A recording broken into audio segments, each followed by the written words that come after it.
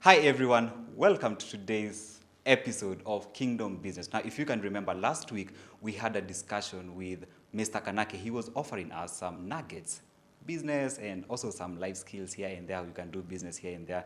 It was a good discussion. If you haven't watched it, you can go to our YouTube page and just have a look at it. So today we will be having a discussion with Evas Eden and Lensically Creative Media. From Lensically Creative Media, we will have Michelle Gikang'a, and from Evas Eden, we will have Clement Mwachenye.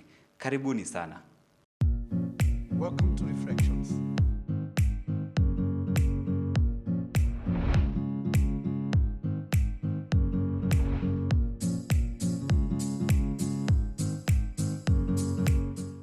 So, tell us something about yourself. We start with you, Michelle. Okay, as he had mentioned, my name is Michelle Gikang'a. I run this business called Lensically Creative Media. Si Lensically, tafadhali. Lensically, najua kuna watu wanakuanga na hiyo kashida ya L na R, but yes, we do photography, we do videography, we do graphics design, we do voiceovers for videos, and also do management of social media handles. Now, one thing about me, I'm very organized.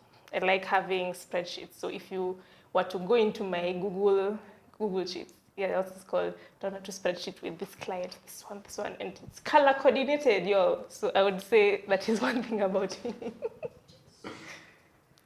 Yes. Boy child, Clement. My name is Boychal. Okay, I'm Clement Mwachenye, and I run a company called Evas Eden, as you've heard. In Evas Eden, we deal with anything that needs carrying. Anything that needs carrying. Kuna watu wanafikiria pesa. Yeah, we do wallets, we do bags, we do pillows, we do anything that needs carrying, anywhere that needs carrying. So that runs from your backpacks, your laptop bags, your baby packs. Yeah, we just generally deal in bags. Still on you, Clement. What motivated you to venture into entrepreneurship? What motivated me into entrepreneurship? That's a good question. I used to be in school, and thinking of the future while I was at school was that what I was doing was such a good cause, but it was quite a competitive cause. I could see the red flags. Okay. That uko mbele I might not land on a job. Okay. Yeah. Because the job is competing with other fields, other professions. Okay, I was doing actuarial science, and there is statistics, there's all this and all. So the market out there is very competitive. I wasn't really assured of a job. Yeah. So I was like, I know since I was young, I was a creative. I would draw. I didn't know I would become a fundi, but I would actually draw and all. I knew I was a creative, yes. But I thought that this was more of a hobby than... We were these kids who were grounded into being pilots, engineers and all. Yeah. But I was like, I didn't see myself as a fundi, but my creativity, I was like, there's place for my creativity in this world. And that's when I was like, let me give the world my creativity. At least let them see my creativity. And out of that, I became an entrepreneur. It's nothing I foresaw. Okay. Yeah. It's more like giving my creativity to the world, and it came. The output, the outward, yes. The baby was entrepreneurship that I hadn't planned. Okay. Yeah. Oh, those are good insights. Yeah. Michelle, what about you? Clement's answer was so inspiring. I'm just like, no, mine. But yeah, for me, I had the skills. What I did in school was mass communication. So tumefanya hizo vitu zote, photography, videography. We've been taught how to do graphic design in school. Yes. So like I already had those skills to begin with. Then a few of my friends now were like, we shall start the two business. Una career talent, skills and all that. So through the motivation and the support of the people I call friends, I was able to just be inspired to start a business. And that is where I am today. So I'd say the motivation was my group of friends. Okay, that's a good one. So how hard or easy was it to start up the business? It wasn't hard, ironically. What was hard was now taking off. You know, when you're on the ground, things are just, okay, fine. Tuko na jina, tuko na Instagram account, tuko na capital, fine. But now taking off, it's like now finding clients, getting your niche and all that. So I would say starting was just fine, we've started. But now that's taking off, now getting yourself into the market, getting yourself known. That is what took work. I remember the first few months, the money that was coming in was very, was very sad, but tumeweza sasa. But yeah, I would say tumetoka mbali in that aspect. You said you had enough capital. As we all know, most of the startup businesses, they usually have insufficient funds. Where did you source the capital from? Savings. I have a very good savings culture, thanks to my parents. I truly thank them to this day for that, teaching me how to save. And then also very lovely sponsors who are like, oh, kuna business, wacha nikurushie ka 10K, wacha nikurushie 20K hapa. You know, those people who just support you because they want to see you shine. So yes, from savings and from sponsors, people who just want to see me shine. Okay. Clement, how hard was it? Ama, how easy was it? I'm hearing Michelle speak and I'm like, eish. For me, it was hard. I think it's when I was starting this business, I was starting at a point of, I'm not doing school anymore. Yes, yes. So I have no school, I have nothing. And my peeps were like... At which year did you end your studies? 2017. Second year, third year, fourth year, first year? I was in third year. Third year. Yeah, I was so inspired, partly, me as a musician and all. So I was studying music. I was also studying actuarial, and I was also trying to figure out my life as now an entrepreneur. I was writing my stuff down. Okay. So honestly, I had to there are things I needed to say. So I continued studying music, and I also started following my entrepreneurship kind of line. Now this place was so hard because my parents were like, hey, you guy, umekata shule, which is understandable. I was literally kicked out. Yeah, so it was so hard. So I didn't have, let me say I didn't have family support when it came to my business. Yes. So what I did was, there's this verse in the Bible. I have a very good community of Christians and all. So there's this friend of mine who also has a vision, and he has a company now. So while we had nothing, he really inspired me into telling me, there's a reason as to why God tells us to write our visions down. You don't wait till you have money to fund your business and all that. That's when you're like, yeah, let me structure, I have investors, all that. So I was at this place, I had nothing literally, but I was like, let me write down my plan. So I wrote everything, I could picture out everything. Ile siku, I have everything. First of all, I wasn't a fundi. I don't know anything about fabrics. I don't know anything about design. Yes. I wasn't brought up in this. So it was so hard starting. But I feel like the only motivation was write everything down. You don't know to do this, so how are you going to do? Are you going to look for a designer? Are you going to study design? Are you going to study materials? It was so hard because first of all, I got a fundi. And this fundi will con me because I don't know. So I learned the hard way until my first bags, I will say, that's not me. Hiyo ni ule fundi. Hiyo ni yeye. Yeah. It was so hard starting, literally. In terms of design? The design wasn't well, and it also wasn't what I was seeing. I will see bags in my head, but I'm like, I can't do it, but that's not what I want. But I couldn't tell because I'm not a designer.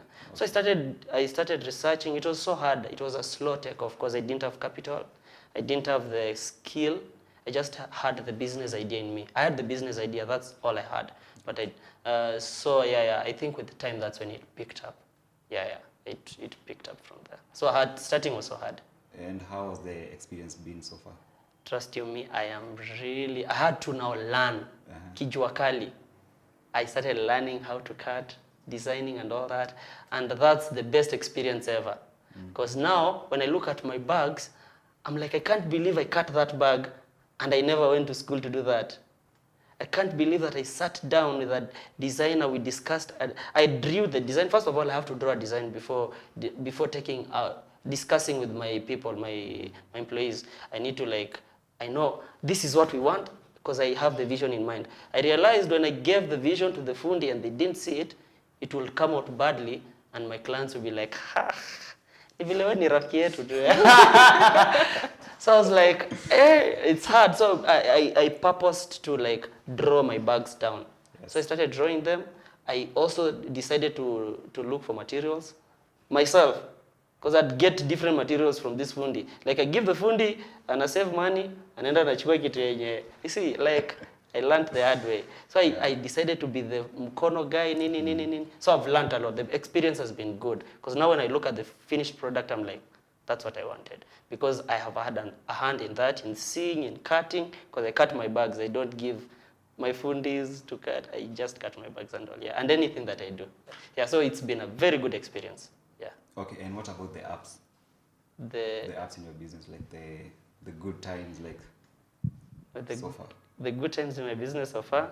So far, I feel like I didn't believe, first of all, I didn't believe that somebody can look at something online and buy. You know, it's easier when you're the client. Yeah. Because when I'm a client and I'm looking at Jumia, this bag, sometimes I don't really expect I'll get what I didn't expect. So it's hard getting the confidence. Yes. To like, I feel like as a let's say as a vendor or when I'm on the other side, I really feel how hard it is for somebody to have courage to buy something from me online. Yes. So when a client comes that I don't know and tells me, I've seen your bag online, can I get that bag? I'm like, what? Now I have a client who have been providing bags for 3 instances. We've never met. They stay in Eldoret. Like I literally transport the bag and they're like, I like the bag. I need another bag. Yeah. This is somebody, I'm like, come on, ingekuwa conman. Easy, fair, like, that's the joy. I think that's the biggest app that I have, where somebody buys from a client that I've never met. They see my bags online and they're like, hey, bag ni fiti. Send me the bag. Analipa pesa haraka. Hata kabla hajaona bag. I'm like, wow. Yeah, this is good. Now I think that's the apps for me. I think that's among the highs that I've had in my business. Yeah. And you, Michelle? My ups and downs? Yes. Oh, wow. Or rather, your experience so far? Okay, my experience so far has been good. It's been fun. The one thing I learned which is very important is networking. Okay, I had to learn. Sorry, as a business, you can't do everything. Huwezi kuwa wedding photographer, huwezi kuwa portrait photographer. Like, you have to find your niche. So now finding your niche, you find there's a client who comes and they want this particular photography, which you don't do. Instead of you feeling like, I can't do it, like, it's important for you to network and find another photographer who can do that, and then you just connect the client through that way, instead of feeling like I have to be good at everything, which isn't really realistic. So I'd say those are one of the things that I learned along the way. Also finding suppliers, watu wa print, watu wa event planners and all that, people who want bring in clients and also bring clients to them if they ever come my way and all that. The apps would be the fact that even when the seasons of, you feel like, okay, I've been searching for clients and I feel a bit tired, unatulia too. Even in that season of kutulia, you still find there's someone approaching you. Can you do this? Can you do this? So the app would be, as much as unachoka at some point, you still feel like kazi nakutafuta. And you feel encouraged to just rejuvenate and get back into it. So those would be the apps for me. You mentioned the downs. Yeah, the part about networking. Okay. So COVID-19 came around. Was it April? So like, how have you been handling your business since then? We've had to repackage our content. Originally it was we come to you, we shoot your event, and then we go back and all that. But now, due to these restrictions, people want to live stream and all that.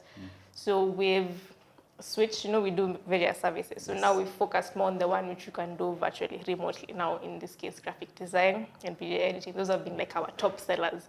And then these other ones, chini zinakuja nyuma. But still, the income is coming, but you focus on the one which you don't have to meet people to get the job done. Yes. So that's how we've just adjusted our packages and made sure the ones which you can do remotely are on top, and then izo zingine, they're still there, but they're not the ones you focus on as much. Okay. And how well are you prepared for another pandemic, should it happen in future, God forbid? God forbid, but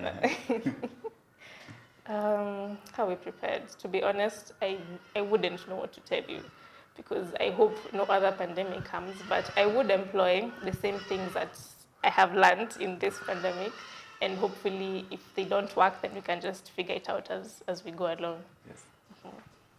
Evas Eden. First of all, as the founder and director of Evas Eden, Yes. I feel pity for the company because I am a pessimist. So when COVID came, I was like, we are doomed. Guys, yeah, we are still a young enterprise. Guys are staying at home. So there's less traveling. There's less demand for bags. So guys, hebu turudini nyumbani tufikirie kama this was the right enterprise we chose.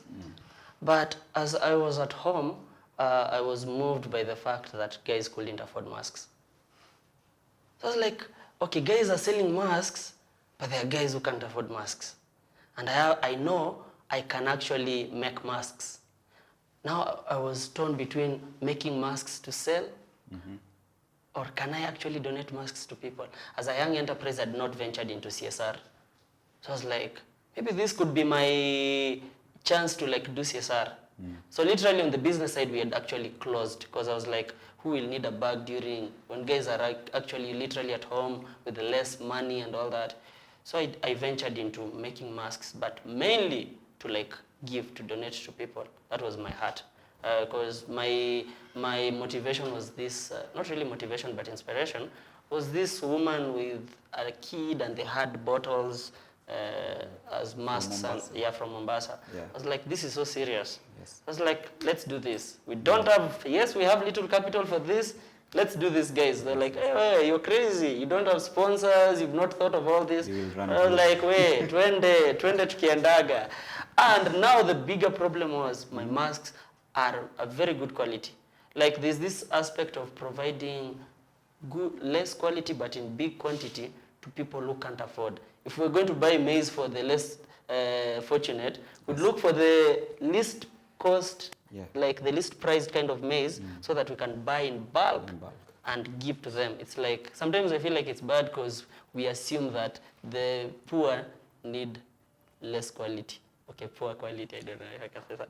But now I was like, let's venture into this, and I made very good masks. The kind of mask I'd give to a CEO is the same mask I'd give to a kid who can't afford a mask. Wow. That was my target. So we started this, and I didn't know what this was doing to me, because I'd get a sponsor like, hey, you're doing quite a good job. Get this, make masks. Get this, make masks. Of course, I'm a business guy, so half the proceeds were going to my company, so that I can also lipa my fundis, and half of that was going back to the initiative and all. So the initiative was so good, guys really gave into my initiative. My friends, Michelle here also really helped in the drive, by the way. So I got guys who really gave into and I didn't really make money out of the masks per se, but I came to realize that CSR is quite a good tool for business. Because what this did to me, it gave, guys kept asking, what is Evas Eden? What is this mask anything? So they came to my page, looking at my bags, they're like, sasa mimi nataka bag na masks mbili. Ama nataka bag and can you like, the 2 masks give to these kids that need masks. I get somebody from the US literally like telling me, by the way, hey, that's quite a good job you're doing. I think I would love to be part of this and all that. So that really catapulted me kidogo. I get a media that wants to buy my story, and they're like, we've heard your story, can you come and nini? I go there and they're like, what are you doing, nini na nini? So we will buy that story. So I'm like, wow, kumbe stories are bought. They're bought. And I was like, this is so good. So I think so COVID, it took a different turn. So I was like, why was I a pessimist? Why did I think? You should be sorry. But there's also one mantra that leads me, that is, since Raima, I was given this mantra that you expect the worst but hope for the best. Because whenever you expect the best, you might get disappointed. So that's also one of my mantra. Like, can we find the good out of the bad that's happening? Like, I know there's bad might happen, but how can we implement good here? So I think that's not really pessimist kind of, but I'm like, let me not ignore the worst that's happening here. Yes. Yeah, so that's it. So we proceed to our next segment, business and Christianity. So Michelle, let's start with you. You have a media company. Hi, let me give you a practical example. Which club should I? No, Wacha nisichukue club yote nisikujiwe. Assume a club in Nairobi approaches you, they want to do videography and photography, and they're paying you 200,000 Kenya shillings. As a Christian, will you reject the offer or will you accept the offer? Your ultimatum though. Okay. I'd like to start by saying I'm not really driven by money. It's more of passion, and also if what I'm doing aligns with my values. Because I can't say I would willingly go and do a job for 20 million. No way. Everything I'm doing is just against who I am as a human being. So now with that in mind, I'll just weigh the option. Okay, it's a club, fine. Is it impacting me in any way? Like, am I going to be forced to, maybe I don't drink, so might I be forced to drink alcohol? Might I be forced to dance with the people? You know, the sherehe there's a get out of hand. Napata photographer mwenyewe ameingia sasa ati ako dance floor. You know. So I will weigh those options and see, okay, can I do this? Can I not?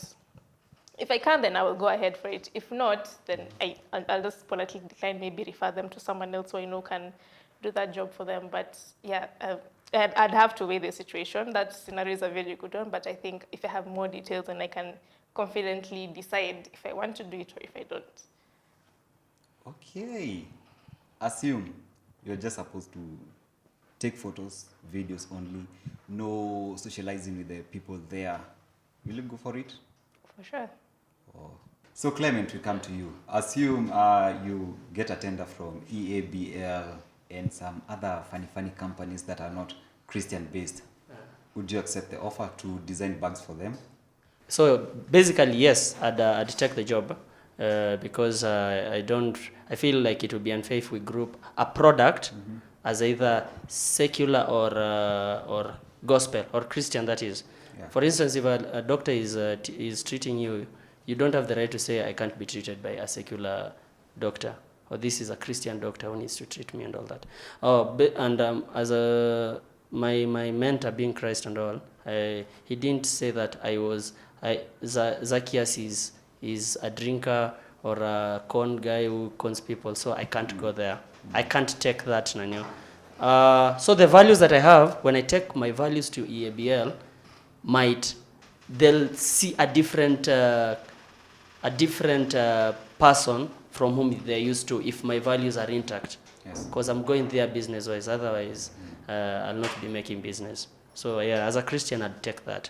I'd really want them to see the Christian that I am, not the eti mimi nitakunywa vitu kama hizo. So yeah. And still on you, let's talk about investments and how you balance your social life and business life. So let's start with investments. As Evas Eden, do you invest or you just do business and save the money? Personally, being a creative, I am not limited to a certain product. Okay. So all the time, once I get some money, I try to can I say not really invent, but try to come up with a new product. Okay. So most of the times, that's my kind of investment. I plow back my money to a different product that the market I feel like the market needs. So that's how I invest that's my kind of investment. So, and to the second question, how do you balance your social life and business life? It's tricky. Trick son. There reaches a time, especially when a company is still at the beginning, yes, you can't literally know what's your social life and what's your brand. You find yourself embedded in that, like those two identities are kind of together. Yes. Balancing that is kind of so hard because I'm a creative. I can't say that's out of me. So I feel like the question is kind of tricky. How do I balance? Or if you've never struck a balance, it's okay. Yeah. Which side suffers in the two? Is it your business life or your social life? No, at this stage of my life, it's my social life that is at stake. Like it's because most of the times I might be having a call from a friend, but now that my company is so handy and all, mimi siku nzima I'm trying to design a bag. I ignore my calls, literally a lot of calls. I ignore just calls because if I don't get this right, I will never get it right. So I feel like the business side has really affected my social life. Okay. Yeah. We come to you, Michelle. Give us some few nuggets on investments. All right. The industry rather that I'm in, the investment is in form of equipment and all that. So whenever I do get a surplus, the profit margin is very huge, then I will purpose to buy a new set of equipment. If it's a new camera, if it's a new battery, I realized maybe nahitaji gari ya kampuni na those kind of things. Yes. God really hated.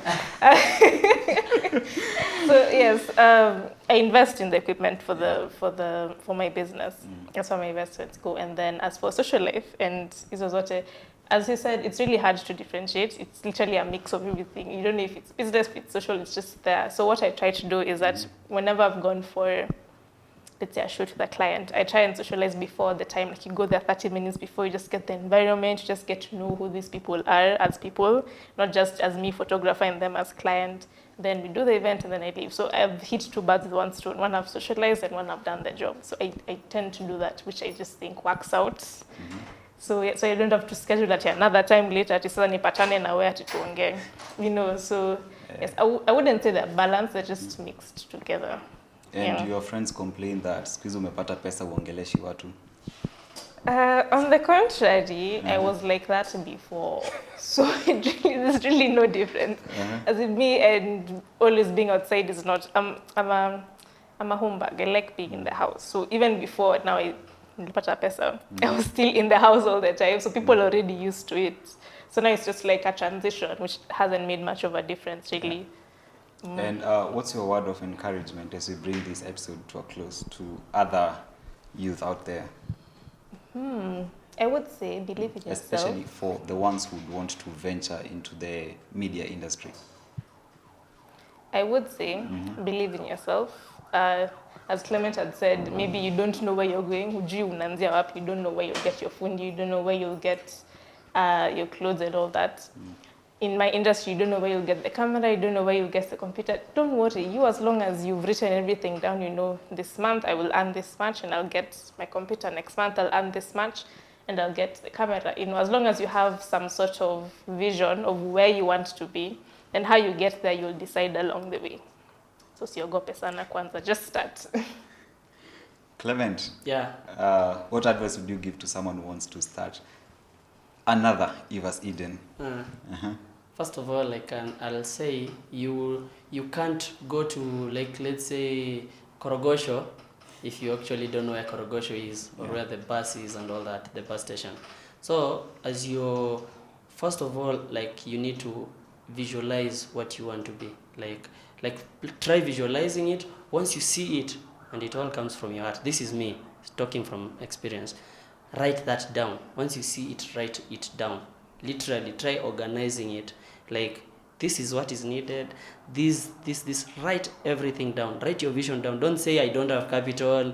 I didn't have this, so I can't do this. It is already done by people. But if you're bringing a different flavor to it, there's a different heart to it. So just write yourself down and do research. Hey, it costs how much kufanya hivyo? I'd advise people not to get scared of starting a business, especially as young people. And most of the times we're saying we don't have money, eti pesa ni ya wazee, sisi ni kazi. No, that's a very wrong mindset. Write everything down. At least you'd say I tried in writing. And imagine in writing opportunities just show up. They just show up and you'll start positioning yourself pole pole and things will build up to where you want them to be. Thank you so much, guys.